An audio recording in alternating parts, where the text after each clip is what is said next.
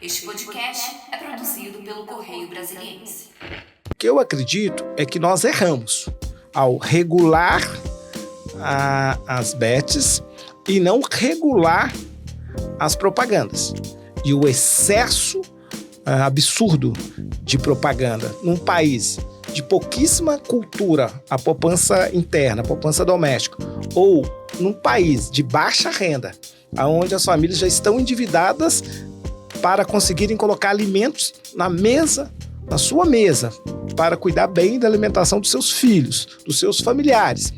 E sem uma cultura de planejamento financeiro, ao não regular essas propagandas, isso teve um efeito de epidemia, ou seja, levou parte da população brasileira a acreditar que o caminho para resolver a sua renda per capita baixo, a possibilidade de se tornar ou de ficarem ricos via a jogatina, os jogos de azar, jogos online, né? Então, de fato, nós erramos.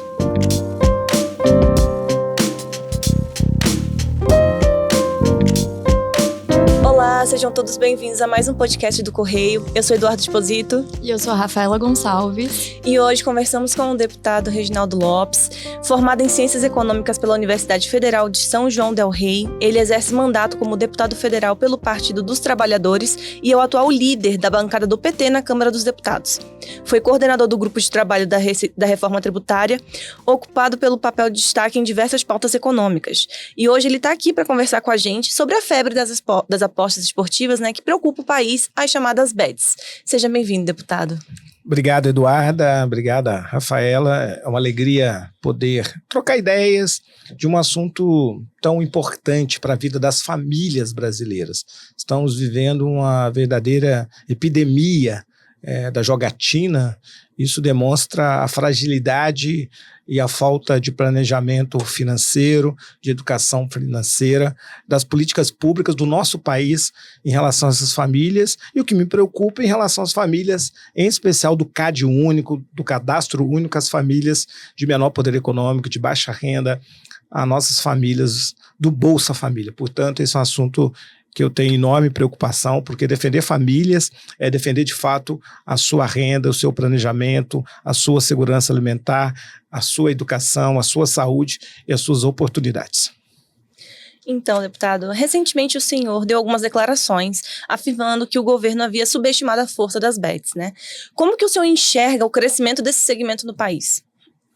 Olha, é lógico que eu sou a favor da regulação, porque tudo não regulado fica à margem, e tudo à margem é marginalizado. Portanto, a melhor forma de você estabelecer critérios, regras, políticas públicas, simetria é a regulação. Então, a questão é fundamental que tenha uma regulação. O que eu acredito é que nós erramos ao regular as bets e não regular as propagandas. E o excesso absurdo de propaganda num país de pouquíssima cultura, a poupança interna, a poupança doméstica, ou num país de baixa renda, onde as famílias já estão endividadas para conseguirem colocar alimentos na mesa, na sua mesa, para cuidar bem da alimentação dos seus filhos, dos seus familiares. E sem uma cultura de planejamento financeiro, ao não regular essas propagandas, isso teve um efeito de epidemia, ou seja, levou parte da população brasileira a acreditar que o caminho para resolver a sua renda per capita baixo, a possibilidade de se tornar ou de ficarem ricos via a jogatina, os jogos de azar, jogos online, né? Então, de fato, nós erramos. Bom, como o senhor disse que esse é um erro, o senhor acha que tem outros apontamentos que ficaram aí de fora, à margem dessa regulação, além dessa questão das propagandas? Sim. Jamais poderia ter sido permitido ou não proibido o uso do cartão de crédito. O cartão de crédito é uma navalha, como falou muito bem Cazuza, nosso grande brasiliense. Ou seja, o cartão de crédito é um crédito rotativo de péssima qualidade, de um juro abusivo, uma pura agiotagem de 400%. Então, ao permitir ou não proibir, levou também às famílias um grande endividamento, que corretamente agora eu apresentei a proibição do cartão de crédito e por uma consciência das próprias operadoras de cartão de crédito levaram ao bloqueio e até porque também por um movimento das entidades de consumo, seja associações de supermercados, o varejo, as vendas diretas, apontaram aí que perderam consumidores, a Brasel, a Associação dos Bares e Supermercados e Restaurantes. Então, de fato, o que ocorreu na prática foi essa tomada de consciência e um bloqueio. Lógico que o próprio Ministério da Fazenda, o ministro Fernando Haddad e o próprio presidente Lula ia determinar o bloqueio do cartão de crédito e nós no parlamento também, através da minha iniciativa parlamentar e o meu projeto que eu apresentei há mais de um mês, proíbe a utilização do cartão de crédito nas operações dos jogos online. E como que a Câmara pretende entrar nessa ofensiva, né, para frear as bets? O senhor tem 4 projetos de leis que você está em tramitação na Câmara agora, você citou um agora, você pode falar um pouco deles? Então, eu começo essa batalha, eu diria para você que eu estou numa posição muito coerente, porque antes de todos os dados estatísticos, as informações do endividamento das famílias, do absurdo de quase 200 bilhões nesse mercado, de 3 bilhões do Bolsa Família, ou seja, anualizado quase 40 bilhões de um programa de 170 que foi criado para combater a insegurança alimentar, ter ido para os jogos, para os empresários, que alguns, inclusive, estão no paraíso fiscais. Eu já defendi, junto com o meu grupo, G7, que eram 7 correlatores, depois eu fui relator geral da reforma tributária, com muita ousadia incluir o imposto seletivo nas bets, nos jogos, não só em bet, mas em todos os jogos, porque entendemos, se o imposto seletivo tem uma característica extrafiscal de inibir, né, e produtos que causam problema à saúde individual e coletiva e também saúde mental e o meio ambiente, portanto, nós ali acertamos, e está comprovado que acertamos, ao incluir na regulamentação da reforma tributária, que eu tive a oportunidade também de ser coordenador da emenda constitucional 132, um fato histórico de 60 anos, na sua regulação também cobrar um imposto seletivo. Então, isso ocorreu no mês de junho. Depois, nós então compreendemos que o abuso de propagandas, a lavagem cerebral, né, de dar o ganho fácil às famílias brasileiras, sem muita estrutura, sem muita educação financeira e planejamento financeiro, levou esse superendividamento da família. Então, como a lei foi aprovada, que regulou as bets, os jogos online, previa, então, a regulação das propagandas. Então, imediatamente, nós apresentamos, baseado no direito internacional, né, direito comparado, um pouco a nossa solução para a regulação em relação às propagandas. Logo depois, ato contínuo praticamente, uma semana depois, quando eu tive acesso a todas as informações do endividamento das famílias e também da utilização do cartão de débito do Bolsa Família, eu coloquei tanto para que as pessoas do Bolsa Família não fossem roubadas nas chamadas saidinhas dos bancos, né, violentadas para utilizar esse cartão de débito nas compras direto, nas mercearias, mas eu nunca imaginei que esse cartão de débito ia parar na jogatina, nos jogos online, nos jogos de azar, os jogos de aposta. Então, nesse momento, nos games, nós também entramos com a proibição do cartão do Bolsa Família, cartão de débito. Então, o segundo projeto ele é nessa direção, evitar o endividamento. E também não aceitar que um programa que foi criado para garantir segurança alimentar, esse dinheiro traz mais insegurança e chega no bolso dos empresários dos jogos. Então, nesse sentido, nós apresentamos esse segundo projeto que foi importante e é um projeto que tem consenso, né? Ainda estão estudando, levantando os dados, qual foi o valor realmente dos apostadores do Bolsa Família. Nós demos um salto porque no terceiro projeto nós compreendemos o seguinte: se o Brasil tem o melhor instrumento de políticas sociais, de políticas públicas, que é o CAD único, o Cadastro Único E quando o cidadão, a renda dele é menor que meio salário, renda per capita, ele tem direito às políticas sociais, inclusive na reforma tributária nós estamos devolvendo em cashback o imposto por Cade único, em alguns produtos 100%, alguns serviços. Nós compreendemos então que aquele CPF, na minha opinião, tem que ser bloqueado.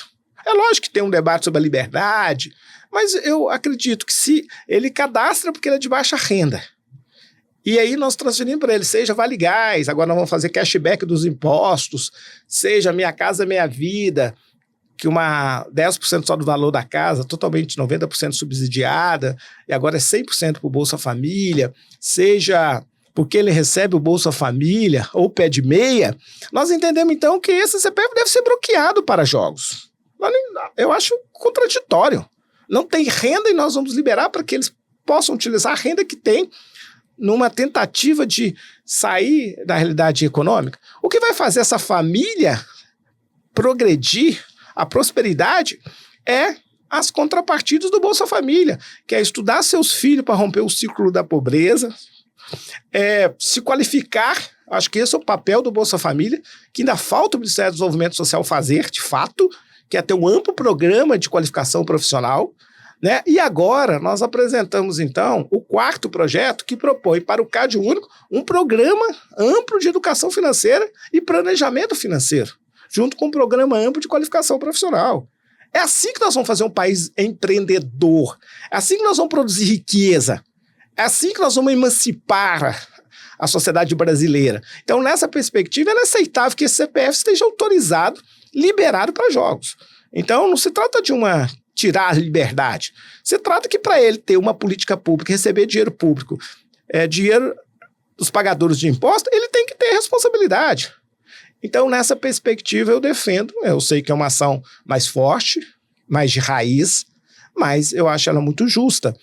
Traz algum debate, que é importante esse debate ser colocado, mas eu continuo defendendo que o CPF do Cade único deve ser bloqueado para as apostas. E aí, nesse 3º projeto, o 4º é educação financeira, planejamento, qualificação profissional. Esse 3º eu trago alguns outros elementos importantes. Primeiro, no Reino Unido, você tem um cadastro de autoexclusão. Porque na lei fala do jogo responsável, de fazer educação e combater o jogador contumaz. É ruim para o meio de negócio, é ruim para os empresários, porque ele vende tudo, ele faz endividamento, e ele tem que jogar permanente, não uma vez só na vida, e ficar endividado. É muito ruim quanto sociedade, pacto civilizatório. Então, em alguns países tem um próprio cadastro de autoexclusão. Eles têm que ser excluídos. Se ele é um viciado, ele tem que ser tratado. Então, nessa perspectiva, também trago a proposta do cadastro, baseado como é feito no Reino Unido. Outra ação que eu proponho, outro elemento, é que nós temos que limitar o percentual da renda do cidadão. Com tanta propaganda, com falta de cultura de planejamento financeiro, nós temos que limitar. Se é para ser algo que dá prazer, que seja recreativo, não é para ficar rico é em outras atividades econômicas, não é no jogo. Para ficar rico é trabalhar, estudar, acordar cedo, né? Trabalhar muito, preparar muito, né? Então não é no jogo. Então, se é como recreativo, nós temos que limitar 1% da renda do jogador, do apostador mensal. Eu sei que tem países que limitam um pouco mais, um pouco menos, mas eu apresentei 1%, Austrália, Nova Zelândia, parte do Reino Unido, Estados Unidos. Então, nós defendemos aí uma limitação, né, do percentual da aposta. Nós achamos também que tem pouca transparência das plataformas. Qual é o valor do arrecadado devolvido para os apostadores? Então, nos Estados Unidos, geralmente, é de 80% a 85%. A própria Mega Sena no Brasil diz que só distribui 19%. Então, quem entende de jogo fala que lá não teria sucesso esse jogo, porque tem que devolver 80% para o apostador. Então, vamos ser sinceros. Qual é a responsabilidade das plataformas? Qual é arrecadado e qual é devolvido em prêmios? Então, eu proponho 85% devolução em prêmios para o apostador. E não tem limite de saque também. Porque não conheço, não jogo, propõe ninguém jogar. E nessa postura eu não conheço, mas estudando, dizem que tem limitação do saque do apostador, quando ele ganha. Então ele fica ali naquele ciclo negativo, né? O dinheiro preso na banca para ele continuar jogando. Então nós também estamos propondo que não tem limite de saque. Então são ações dentro dos 4 projetos que nós apresentamos, né? Que estou debatendo com a sociedade, e queremos debater, inclusive com os empresários. Eu acho que tem que chamar todo mundo para debater. Se aquela atividade econômica ela é regular, nós não queremos marginalizar ninguém. Mas esse país é uma república democrática, federativa, que o parlamento tem a responsabilidade de ser um poder moderador junto ao presidente da República, ao Ministério da Fazenda, e que nós temos que cuidar da sociedade brasileira como um todo, das famílias. Essa é a perspectiva dos nossos projetos. Bom, deputado, dentro desses projetos tem algumas questões sensíveis que podem enfrentar resistência, né? Como esse bloqueio do CPF, talvez, essa limitação da renda. Como é que o senhor vê a abertura no Congresso hoje para tratar desses temas em específico? Então, eu como parlamentar, eu tenho a obrigação de trazer e dar materialidade e transformar numa solução legislativa. Esse é o meu papel. Eu não sou dono da verdade. Eu costumo dizer que o deputado tem uma missão de ser provocador. Ele deve trazer as preocupações da sociedade, do qual ele é funcionário, servidor. Ele tem ali uma delegação de representatividade. Eu sou um representante indireto da sociedade. Cabe eu ter essa responsabilidade de apresentar aquilo que eu senti nas ruas, dialogando com as famílias, e apresentar e materializar numa proposição legislativa. Agora, cabe o conjunto do parlamento, que é plural, democrático, que tem composição de 512, mais 512 parlamentares, encontrar o ponto de equilíbrio, o ponto de convergência. É evidente que, quando eu apresento uma solução, uma proposição, eu estudo. E além de estudar e ser sensível às demandas das famílias brasileiras, eu também busco o direito internacional comparado. Foi assim que eu fiz na reforma tributária, baseei no modelo internacional, que é praticado em 98% das nações.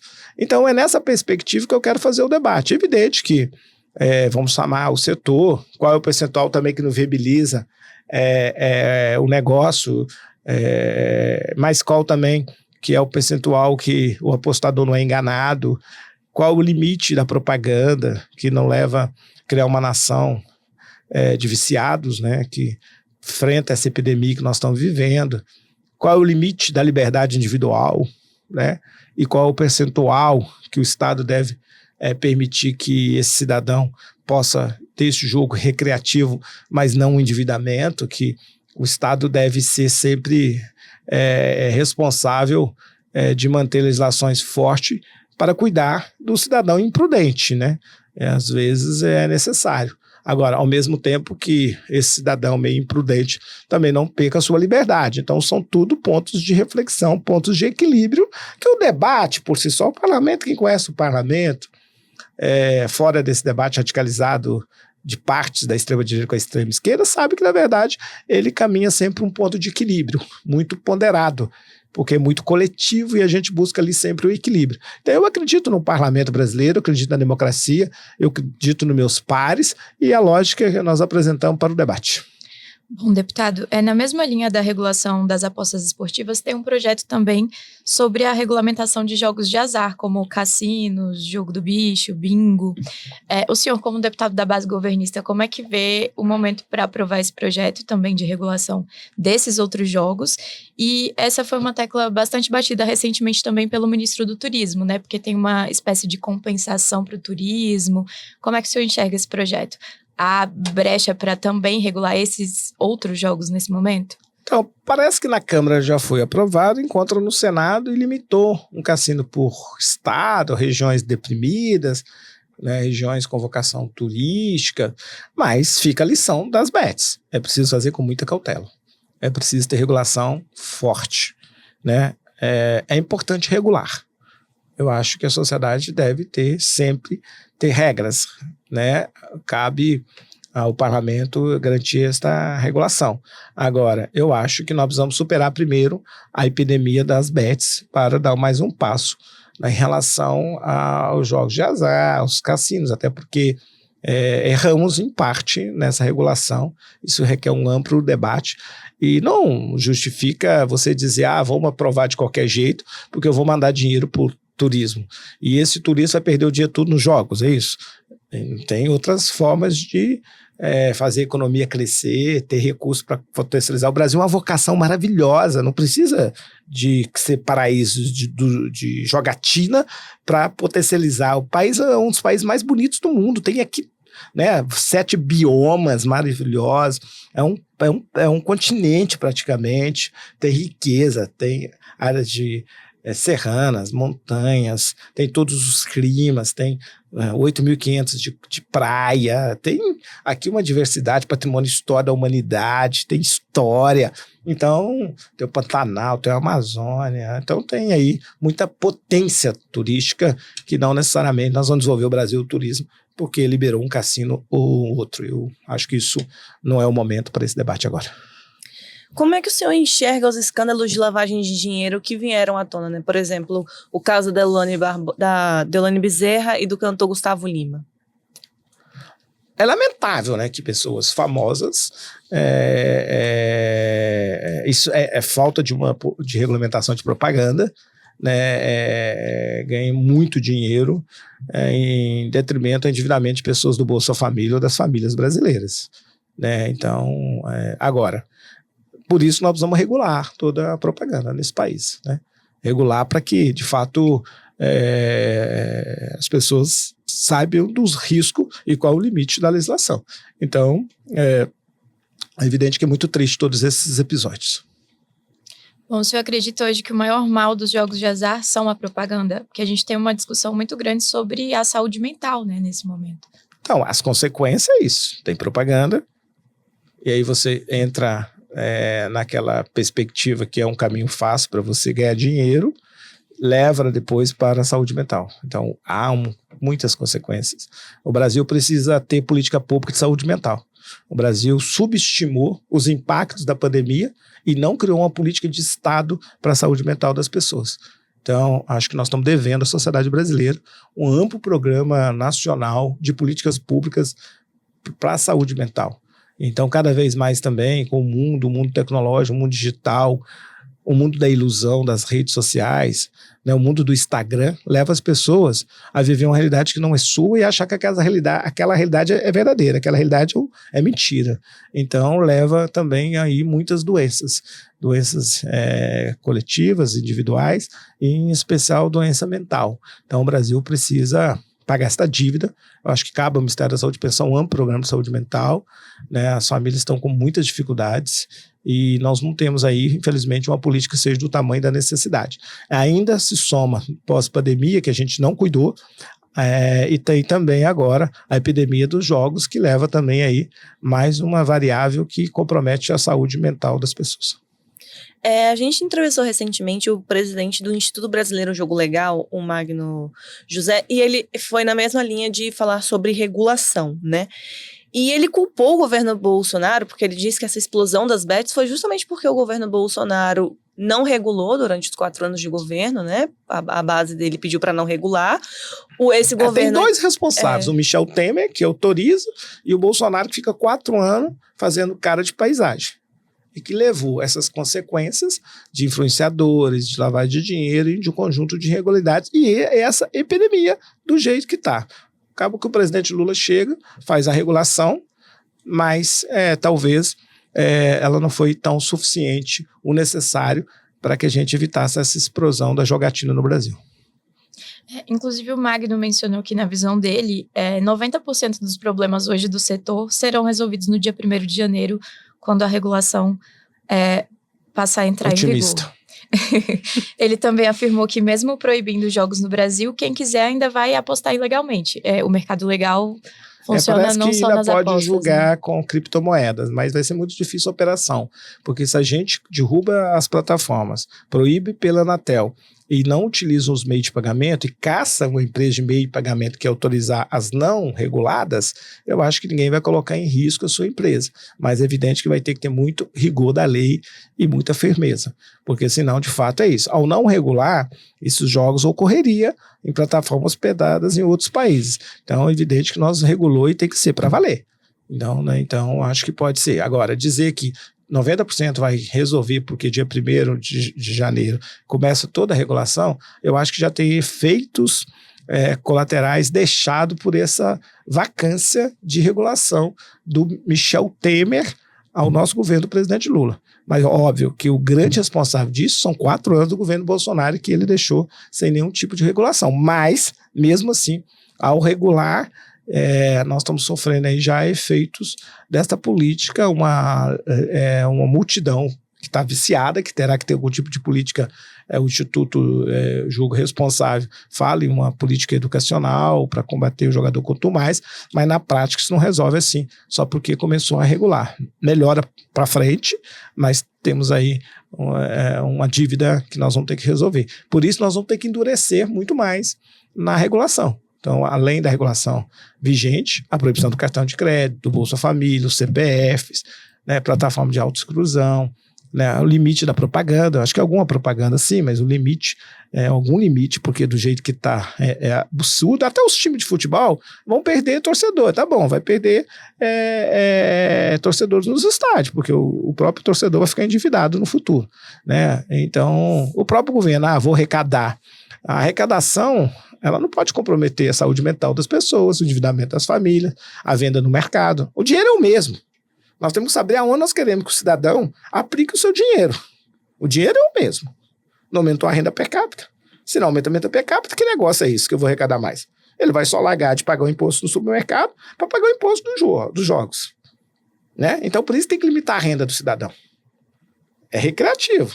Tem que limitar. É 1%. Não pode ser 100%, 200%, endividamento. Então, não é assim que constrói uma nação. O jogo é recreativo. Ou então nós agora apostamos que o Brasil, com toda a potência, o Brasil é o país mais rico do mundo, do ponto de vista do clima, do solo, subsolo, da capacidade produtiva, da tecnologia, da inovação, da inteligência do povo brasileiro, da capacidade de empreender do povo brasileiro. Esse é o país do futuro que eu acredito. Essa é a nação. Não é fazer riqueza em jogos. Bom, deputado, e com a emergência desse tema, o senhor acredita que isso vai tramitar em regime de urgência? Eu sei que a gente tem um prazo muito apertado, fim de ano, tem orçamento para votar, inúmeras coisas, mas como esse é um tema que está muito em ênfase, qual a expectativa de tramitação? Eu acho que esse mês agora, de outubro e novembro, acho que o Congresso sempre busca convergência, né? Teve agora a instalação, a autorização da CPI no Senado, né? Então, que aí vai em outra linha, né? Que é uma linha de investigação de lavagem de dinheiro, que é importante, mas não resolve o problema prático. O problema prático dá para resolver rápido, que é a proibição, que é bloqueio de CPF, cartão do Bolsa Família, cartão de crédito, regulação de propaganda, né? Então, eu sempre sou um parlamentar que prefiro atuar focado, objetivo e dar resposta. Às vezes, não busco o espetáculo, né? Porque nós temos que resolver o problema das famílias brasileiras que estão se endividando, ficando com saúde mental, aumentando a violência.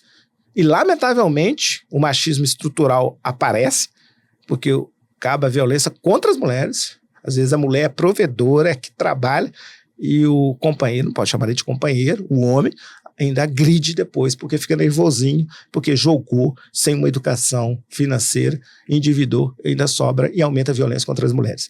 Então, tem vários casos concretos do que eu estou falando. Então, é inaceitável isso. Bom, em nome do Correio Brasiliense, eu gostaria de agradecer a sua presença aqui. Muito obrigada, deputado. Obrigado, eu que agradeço, Eduarda. Obrigada por ter aceitado o nosso convite. Bom, e acompanhe a gente em todas as redes sociais, nos principais streamings de música, e até a próxima. Eu agradeço, Rafa. Obrigado. Obrigado ao Correio Brasiliense por mais uma oportunidade.